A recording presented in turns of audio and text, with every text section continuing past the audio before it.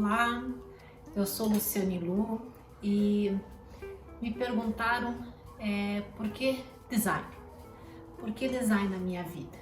E quando se faz esse tipo de pergunta, a gente vai lá para a nossa infância, porque parece que quando a gente pensa em ser designer, isso já nasce meio com a gente. Então eu vou contar um pouquinho o porquê que eu enveredei por esses caminhos do design e um pouco da minha trajetória, que é talvez um pouquinho diferente, né? Mas como cada um tem a sua trajetória, não deixa de ser válida também.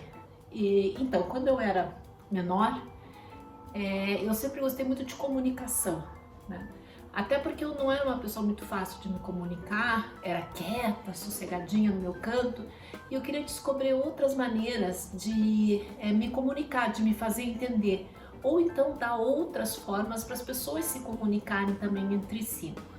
E daí, dentro das diversas linguagens que eu tive a oportunidade de travar mais conhecimento durante a minha infância, a minha juventude, eu encontrei no desenho, nas artes e na música essa forma de comunicação, que eram formas de comunicação não verbal e que faziam com que o mundo se tornasse um ambiente mais compreensível, que a gente conseguisse entender melhor e passar melhor as informações para essas pessoas. E daí lá, nesses idos, né, do século passado, eu comecei a enveredar por esses caminhos do desenho, por esses caminhos da música, e foi uma coisa que me acompanhou desde cedo. E quando eu cheguei na época de escolher o que eu ia fazer enquanto profissão efetivamente, né, na hora que a gente vai fazer um vestibular, tudo isso estava muito claro para mim, né? Estava muito claro que eu queria fazer música e estava muito claro que eu queria fazer design, porque era a comunicação que eles proporcionam diferenciada que me faziam voltar e querer ser esse tipo de profissional.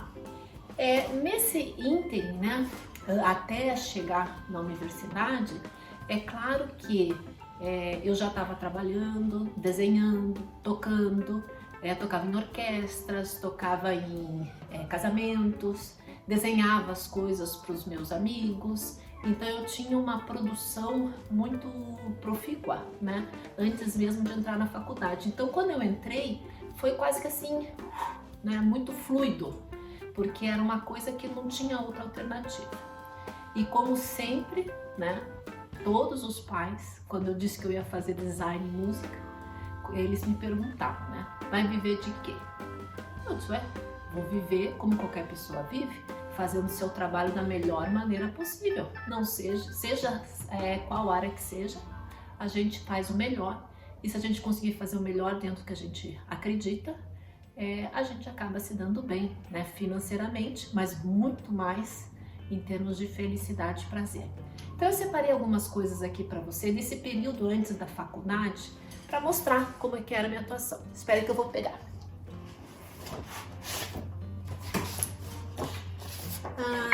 Alguns desenhos, né, que eu gostava de fazer, curtia, tentava assim trazer alguma comunicação visual. Aliás, a faculdade que eu fiz foi de comunicação visual. Eu comecei a trabalhar com esse tipo de representação naquela época, né? Então, tenho aqui outros exemplos, né, de como eu fui trabalhando com isso ainda sem entrar na faculdade. E eu trouxe aqui para vocês também os meus instrumentos, que é com os quais eu toquei, né, tocava em orquestra sinfônica, em conjuntos de música de câmara, e que me fizeram ter uma visão da minha profissão um pouquinho mais abrangente. Então, vamos deixar lá de volta. Então chegou a hora da faculdade. É claro que não tinha outra alternativa, música e design. E daí fui fazer design na Federal, né? Passei lá na Universidade Federal do Paraná, estudei lá na Universidade Federal do Paraná, e a música eu estudei na Escola de Música e Belas Artes do Paraná, e o meu foco foi a flauta transversal. Lá na Universidade Federal do Paraná, teve uma época que teve greve, né? E eu estava chegando muito perto de fazer meu TCC, e tinha uma professora que não queria parar. Só que ela não podia ir dar as aulas lá na própria instituição porque estava tudo em greve. E ela achou uma alternativa de dar aula no Teatro Guaíra, né? Eu já frequentava o Teatro Guaíra tocando uma orquestra sinfônica e a gente começou a frequentar daí o Teatro Guaíra fazendo aulas de cenário.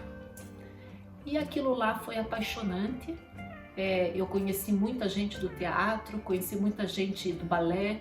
Aí eu olhei a arte por outros vieses e ali enxerguei também que o design e a arte poderiam estar muito juntos, porque era uma forma de comunicação também.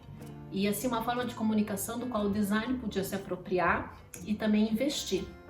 E daí, nesse período de greve, estava acontecendo uma ópera naquela época muito grande, era um período que tinha grandes óperas aqui em Curitiba, e estava ensinando a Tosca. E daí me chamaram, né, com uma equipe da de São Paulo, para trabalhar nessa montagem do cenário da Tosca, e foi uma coisa maravilhosa. Eu acho que até tenho aqui o folheto da Tosca, que eu guardo com muito carinho, porque ele deu uma guinada assim nas coisas que... Na verdade não deu uma guinada, ele me direcionou para aquilo que eu gostava de fazer, que era relacionar a arte com o design. E como eu estava indo para o TCC, me apaixonei tanto por essa área que resolvi fazer um TCC sobre isso. E o meu TCC tá aqui, junto com a Nádia Luciani, que continua atuante na área ainda do teatro e iluminação cênica. A gente começou a discutir que teatro, cenário, iluminação cênica são formas de trabalhar com design. E a gente é claro que foi difícil com os professores, a gente teve que argumentar muito, tivemos que fazer um trabalho muito denso, muito aprofundado, para justificar essa relação e defender os nossos argumentos. E isso gerou este livro aqui, né, chamado Design Teatral, Cenografia e Iluminação. Então, nosso projeto de TCC, além de escrever todo o livro, a gente fez a diagramação do livro e a justificativa da argumentação, com a argumentação de por que design poderia ser visto dentro da iluminação cênica, do cenário, da comunicação das peças teatrais, etc. Como eu conheci muita gente nessa época, né, da área do teatro, eu acabei montando uma empresa que se chamou Banalíssima Arte, que trabalhava com os aspectos culturais aqui da cidade.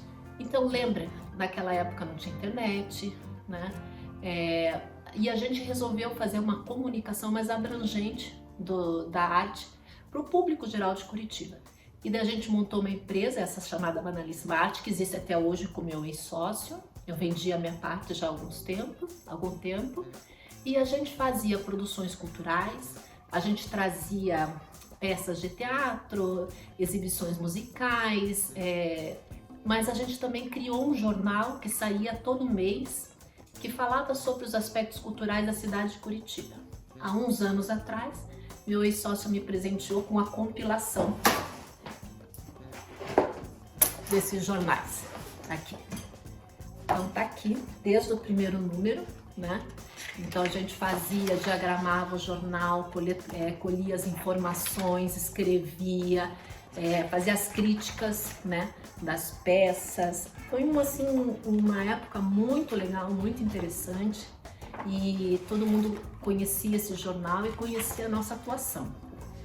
É claro que ao longo desse tempo, né, eu comecei a desenvolver também para a parte de teatro vários cartazes de espetáculos para todas as companhias teatrais de Curitiba, né? E é claro que alguns que eram de fora, então aqui tá Marcos Palmeira, então Chico César, Zizi Posse, né? E outras figuras que eu conheci. Joguei futebol com o Chico Buarque, eu tenho uma foto com o Chico Buarque, porque a gente também trouxe, né, o Chico aqui para Curitiba. Então, excelente, maravilhoso, toda essa época foi muito rica na minha vida. Trabalhei com vários diretores de teatro de Curitiba, né, e até hoje são meus amigos, eu adoro esse povo de teatro. Mas a coisa continua andando, né? Paralelamente a toda essa atuação com a minha empresa dentro da área do teatro, eu também continuava fazendo as coisas de design, mas assim, sempre voltada para uma coisa menos comercial, não sei se eu consigo me explicar. Então eu trabalhei muito com a editora da Federal, então aqui trouxe 3 livros, mas assim, eu fiz dezenas, trabalhei com capas de livro, né? E também ia passando por alguns escritórios de design em Curitiba, então passei pela Lumen, trabalhei um pouquinho na Opus Múltipla, mas como era uma agência de publicidade, não era muito o que eu gostava, né? Fui trabalhar no Nexo Design com a Altac, que é minha colega de faculdade, e ali foi bem legal que eu me encontrei também, uma outra parte minha, a gente tinha muito foco com design social, design cultural, então foi uma época também bem legal. Então o que aconteceu depois disso? Eu fiz a faculdade de design, demorei um pouquinho mais para fazer de música, mas finalizei de música, estava com a minha empresa, mas eu sempre gostei de estudar e apareceu uma oportunidade de fazer mestrado lá no Rio de Janeiro, na UFRJ, em música. E é claro que fui lá, fiz a prova, passei, fui super bem e me mudei para o Rio de Janeiro, fiquei lá 2 anos fazendo o meu mestrado, vinha uma vez por mês, fazia as coisas da Banalíssima Arte, fazia alguns eventos e daí voltava para o Rio de Janeiro. Então eu vivia, não existia ponte aérea, era no ônibus convencional, eu vinha, trabalhava e voltava para o Rio. E foi bem legal esse tempo no Rio, eu conheci vários designers, foi bem instrutivo, né? Trabalhei um pouquinho com design lá, mas foquei basicamente no estudo do mestrado. E qual que era a minha ideia no mestrado? Era juntar música e juntar design. E a minha proposta lá foi discutir como que a gente poderia unir as várias linguagens como música, imagem e movimento para construir significados. E daí que eu me aprofundei numa área que até hoje eu amo demais, que é a semiótica, né? Então eu trabalhei bastante com isso e me rendeu um trabalho bem elogiado e bem interessante porque ele foi para minha vida inteira. Bom, terminado meu mestrado, voltei para Curitiba e resolvi voltar para Nexo Design, mas abrindo novas possibilidades, e acabou aparecendo a possibilidade de trabalhar na PUC com design. Como eu tinha essa junção do som com a parte visual, eles me chamaram para fazer um projeto dentro da PUC de multimídia, lá em 97, quando estava começando, né, os CD-ROMs, e eu acabei entrando lá na PUC. Aí lá dentro da PUC, eu fui galgando para outras áreas até vir a ser professora, que sou até hoje, com muito orgulho, com muito amor. Mas aí nesse meio tempo, é claro que a gente nunca para, e fui desenvolvendo outras coisas.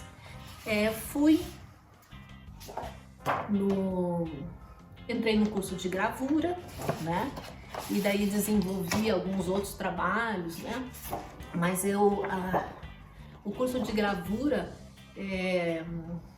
acho que eu estava em outra fase, então eu fiz 1 ano e acabei abandonando. Mas serviu para algumas coisas, desenvolvi algumas ilustrações legais, algumas coisas mais artísticas, mas eu comecei a me voltar mais para ilustração de design mesmo, né?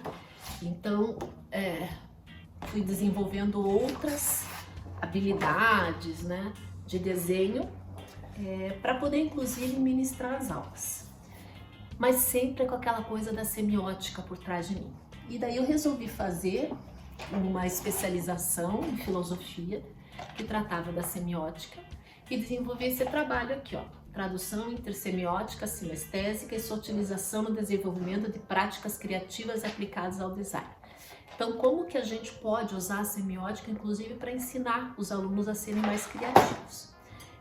Depois disso, eu resolvi entrar no meu doutorado, desculpe, e daí terminei com esse trabalho aqui, que é um trabalho sobre metodologia de projeto com abordagem Design Thinking, que era uma proposta metodológica de aprendizagem colaborativa, que também me rendeu muitos frutos, foi feita na educação, e alguns frutos desse doutorado aparecem aqui, né? Em alguns livros que eu escrevi, alguns capítulos, em vários artigos, voltados para essa área que eu amo de paixão, que é a área da educação.